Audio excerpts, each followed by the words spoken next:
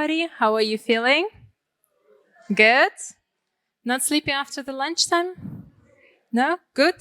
You know how to wake up? I love this technique. You have to just cheer your ears until they're red.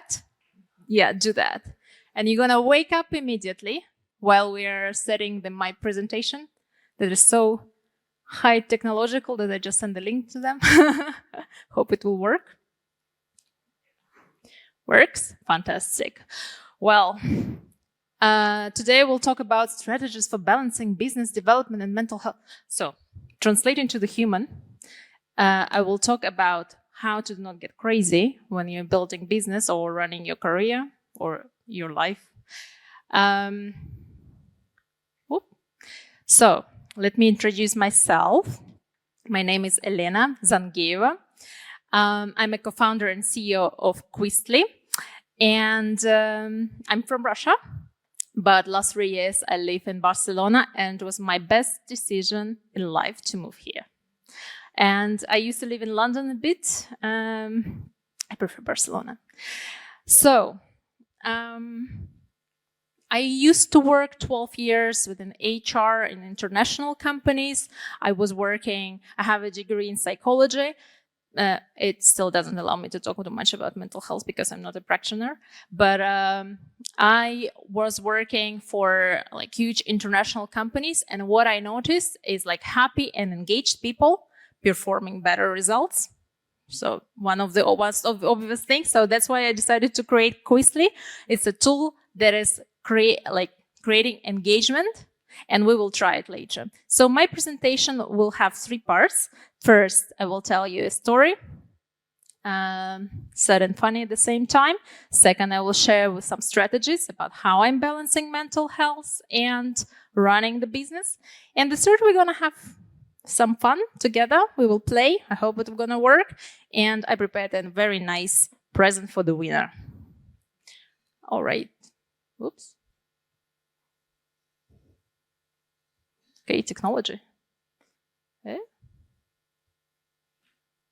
So weird. Okay. Moving back, but okay. As a typical presentation, you have to have a quote, no? Almost everything will work again if you unplug it for a few moments, including you. So basically, my presentation will be about importance of being in the resourceful state and recharge yourself.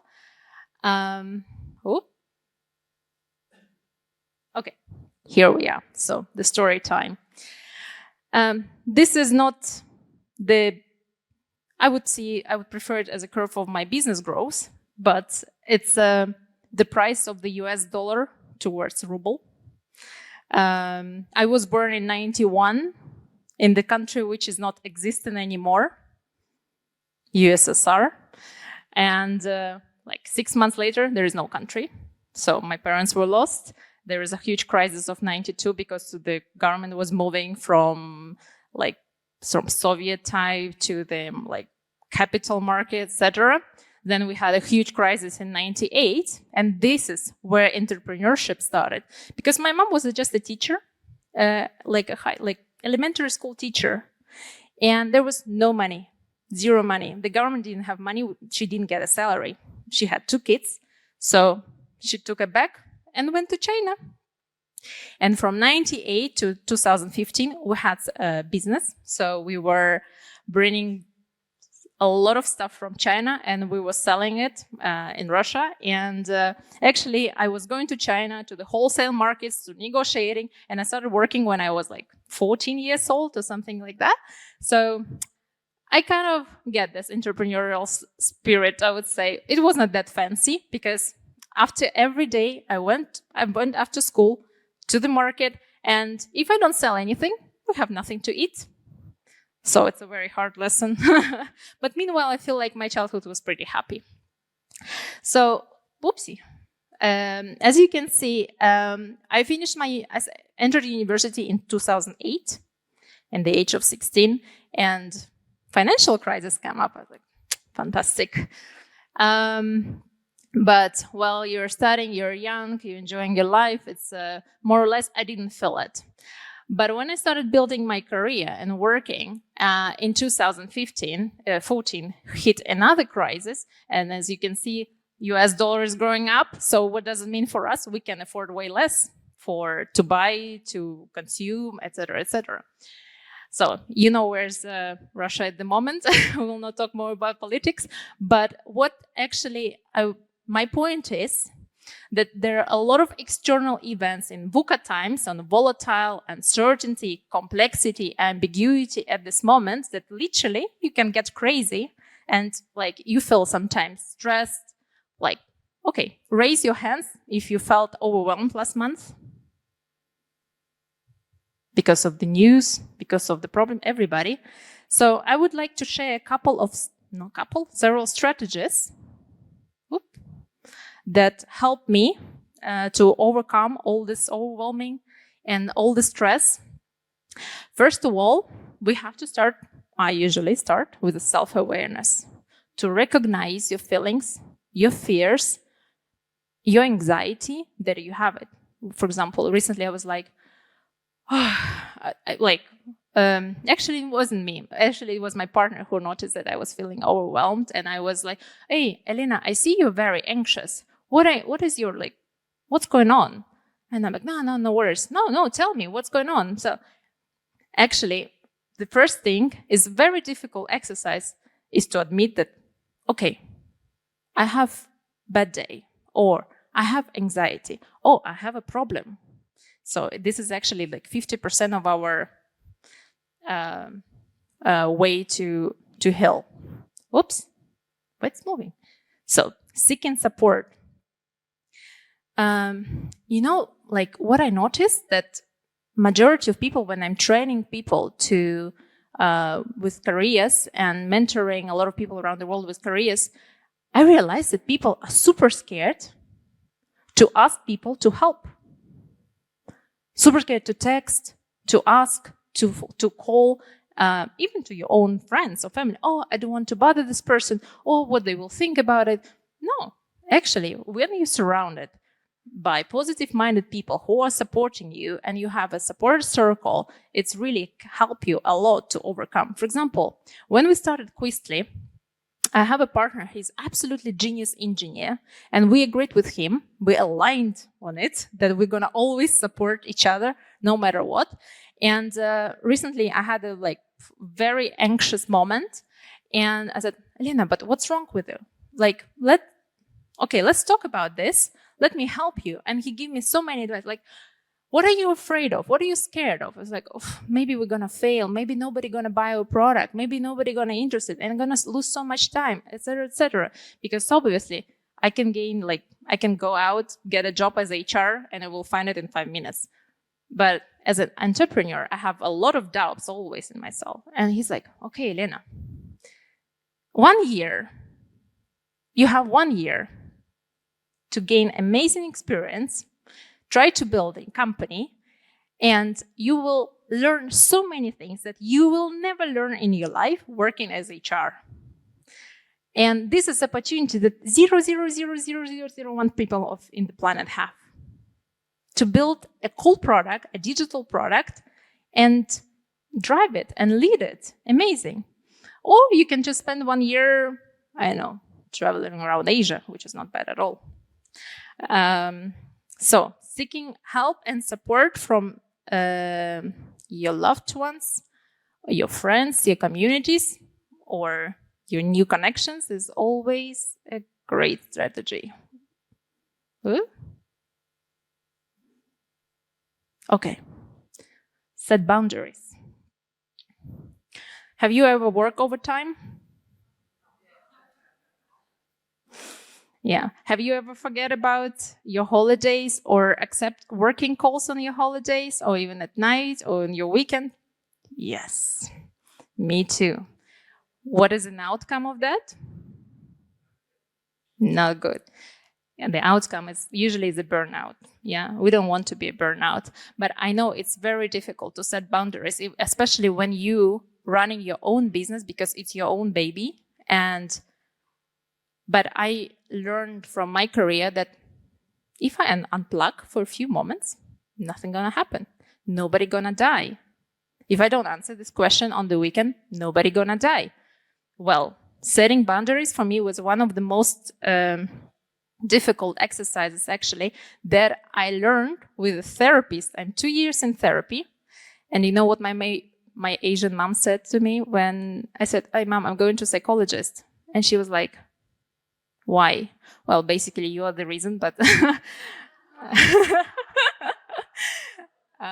when you have 2 calls planned the same day with your mom and with your therapist, first call your mom, then to therapist.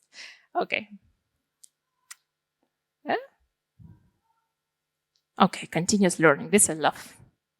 Why we're here? To learn, to connect, to get new experiences, because learning, continuous learn. The world is changing. Look what AI is doing now. Ooh, I feel overwhelmed sometimes what AI, and sometimes it's actually making me super scary. But continuous learning and improvement and go along with the new technologies really can help us adapt in this world. Prioritize self-care. I really love, this type of videos where the guys on the street are walking with the mic and asking people, "Hey, what do you do for a living?" Do you know these videos? And it was one video in New York, and the guy went to the lady, and he's like, "Hey, what do you do for a living?" And she's like, "Yeah, I'm a business owner." "Oh, nice. How much money you make?" She's like, 2 million in revenue. Not bad. What is your business?" "I have a beauty salon." "Oh, okay. When you have when everything is falling apart and you feel like super tired, burnout, what are you doing?" And she said, "Well, I turn off my phone and go to the spa and do all the things that I like to restore my energy." So basically, prioritizing self-care is your business will never run without you, especially when you're a small company. So the most important thing in your business is you. And the most important person in your life is you. So you have to take care of the most important person of your life. And do a therapy as I do. I usually trying to do sports 3 times a week, not because I want to be slim. No, I do it just to feel better, to have energy, to create something cool. Maybe you have other examples of self-care. What do you do for your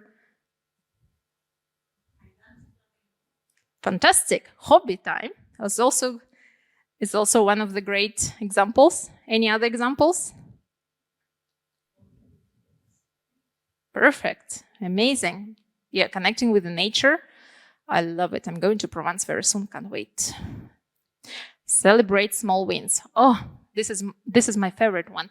Because as a business owner, you always looking on others and you see, oh, this blog is hundreds of thousands of people. She has millions of followers. Or you're looking on your competitors. Oh my God, they have 50 million of revenue this quarter. Or they have this and they have this. And you looking, and it looks very overwhelming and it really can demotivate you. But they didn't start it this way. They started small. And winning, and celebrating small wins is actually something that help overcome all the stress and all this anxiety and all this, basically to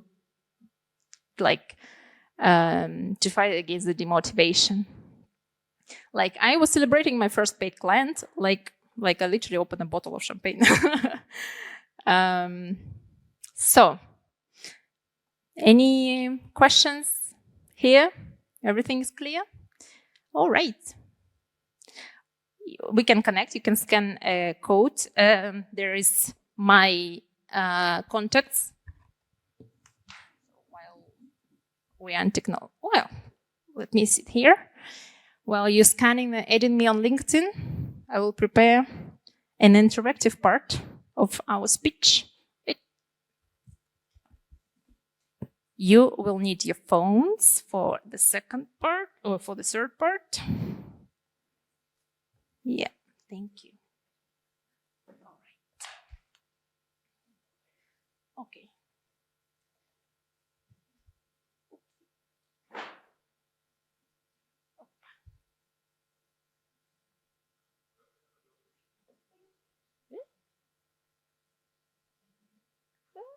Okay, now we're gonna play. You have to scan the code, or you can just copy the link. And you have to create a nick. You can call even a superwoman, a Wonder Woman, if you want.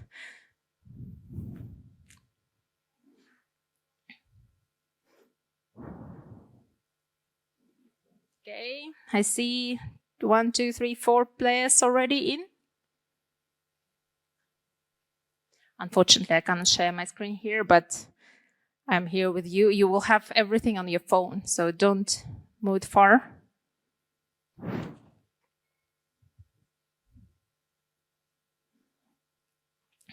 We're going to play a little quiz. So basically, we're going to try the product that we are building now.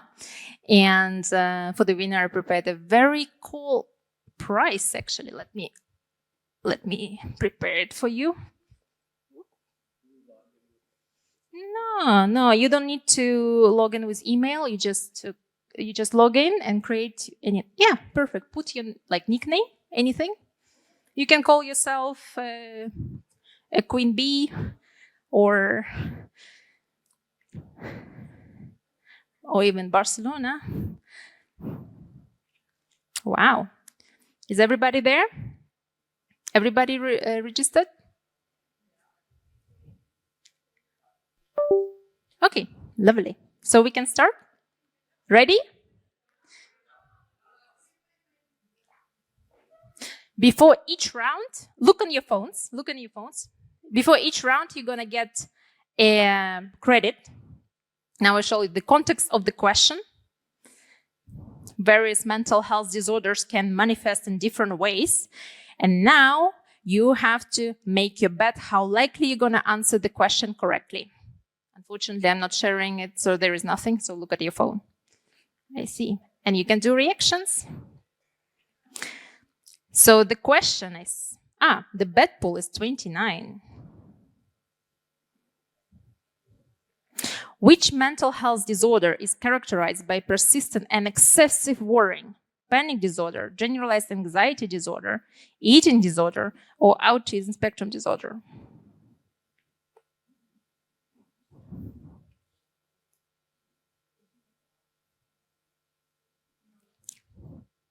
Okay. Then I will have 4 seconds. 3, 2.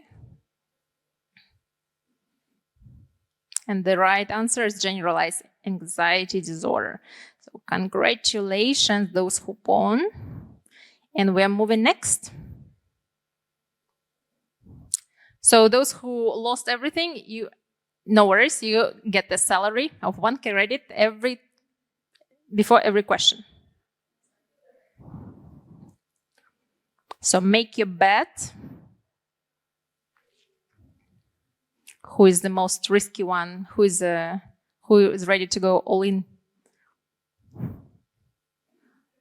You see, the betting pool now is 48.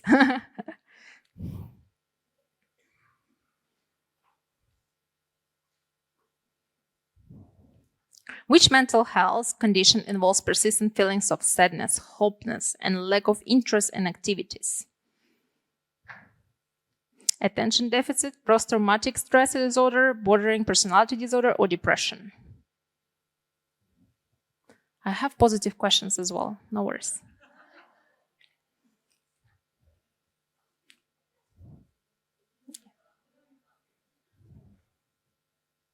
Depression.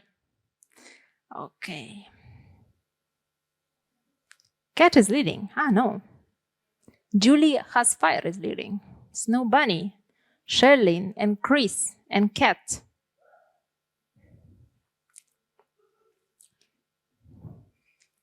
Okay, your bet?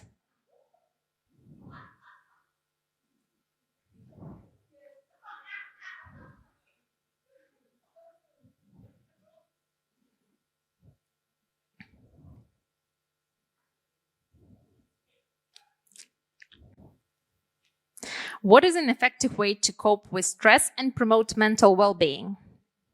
Engaging in excessive online shopping, Oh, I love it, huh? Avoiding social interactions, consuming high quantities of sugary foods, and engaging in regular physical exercise.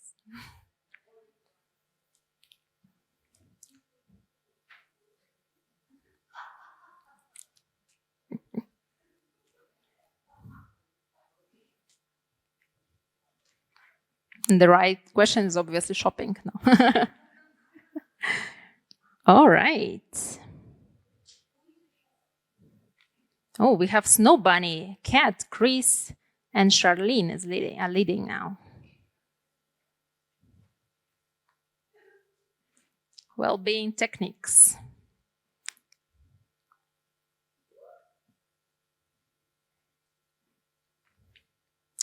How good you are in well-being techniques.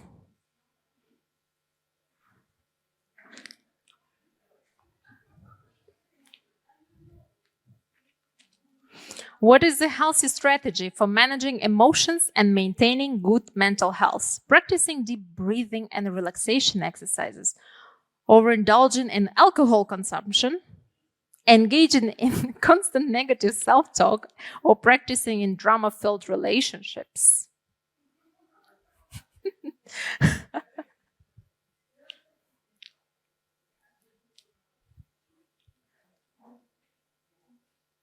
I see someone really can relate with all of the options. Alrighty.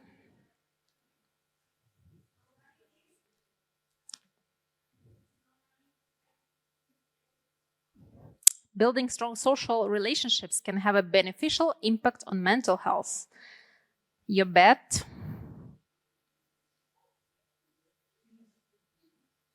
Oh, the ladies are going all in.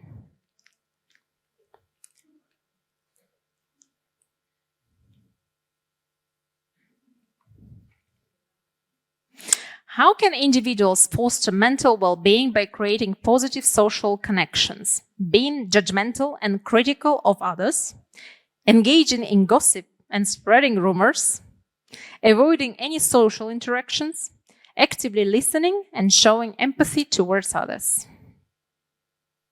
Of course, gossiping.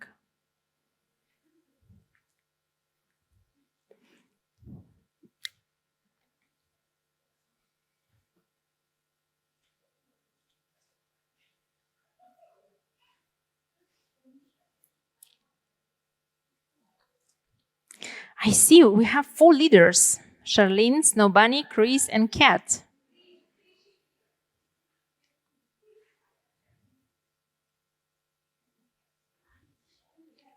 Good habits.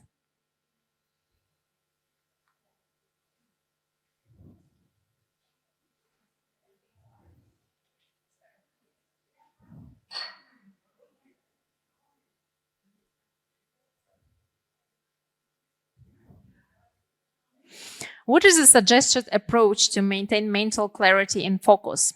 Getting enough quality sleep and rest, consuming excessive amounts of energy drinks, avoiding any physical activity, or engaging in all-nighters and sleep deprivation.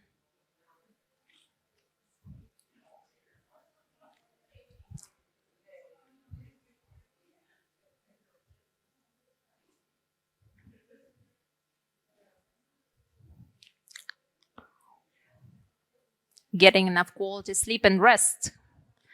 Congratulations, our leaders at the moment. Snowbody, Cat, Chris, Charlene. Okay, we 3 questions left and we are almost done.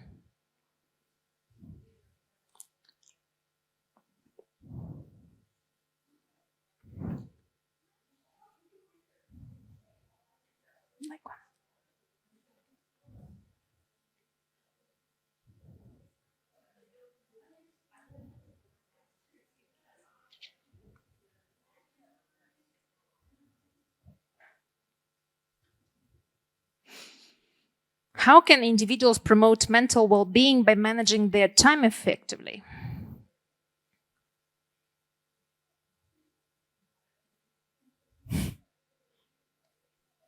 Of course, taking up excessive commitments and overcommitting and overpromising. Alrighty.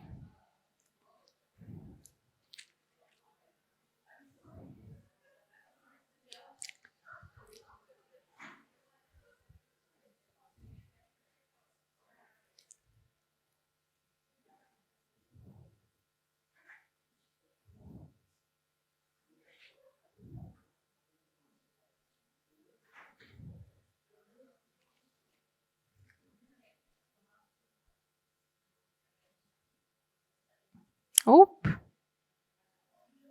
Oh, sorry. I moved to next phase.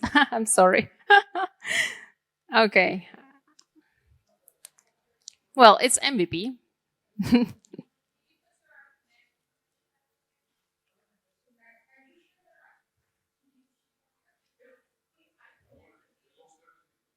Yeah. Oopsie, sorry. No, it's just a bug inside the game.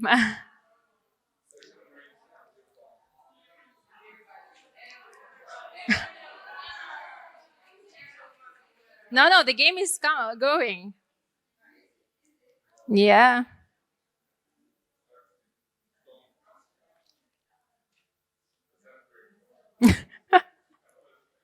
Let's have a drink.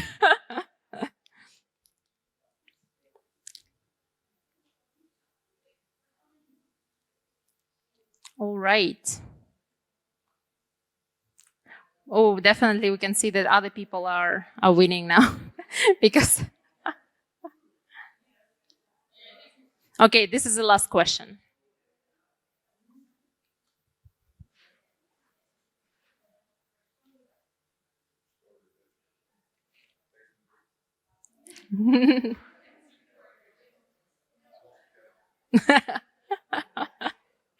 Yeah, sorry about that. I just moved to another question without waiting.